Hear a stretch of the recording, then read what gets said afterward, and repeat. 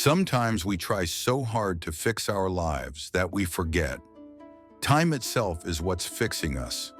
This is the story of a man who learned that lesson. One tick at a time. A small mountain village at dawn. A quiet workshop filled with clocks. Dust floating in sunlight. In a quiet town between the hills lived a clockmaker named Aaron.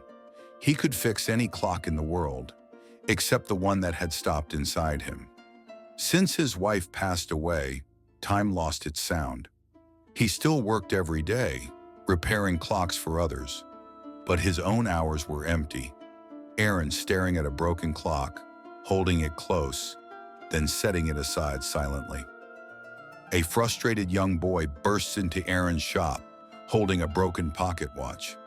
"Boy, old man, my watch stopped again.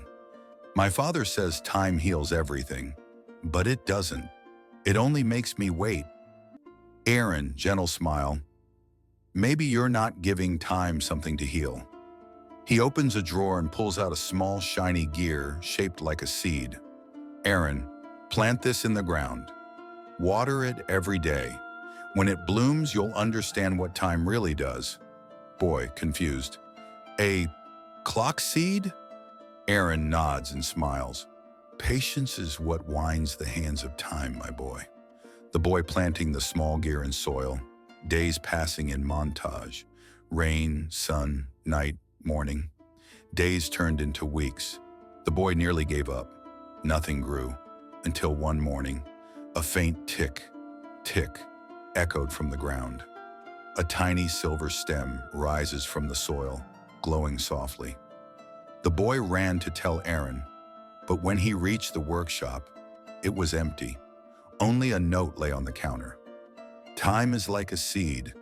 It grows when you care, not when you stare."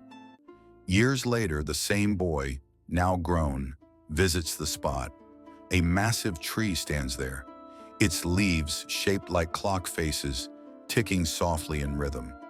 The seed had become a tree that ticked like 1,000 clocks, each leaf glowing with gentle light. People came from far away just to sit under it, and for the first time, everyone's worries seemed to slow down. The grown boy, now a man, opens his own workshop beneath the tree. He became the new clockmaker, patient, wise, and calm. Sunset.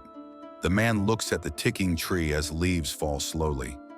He finally understood what Aaron meant. You can't rush healing. You can't control time, but you can plant something meaningful in it, and every year the clock tree bloomed brighter. A living memory of a man who once lost his time, but helped others find theirs. Don't fight against time. Grow with it. Miracles don't come by waiting. They come by planting, the tree glowing under the night sky, clocks ticking in harmony. If this story touched your heart, remember, every tick counts. Plant a moment of kindness today, and don't forget to subscribe for more stories that remind you of life's quiet miracles.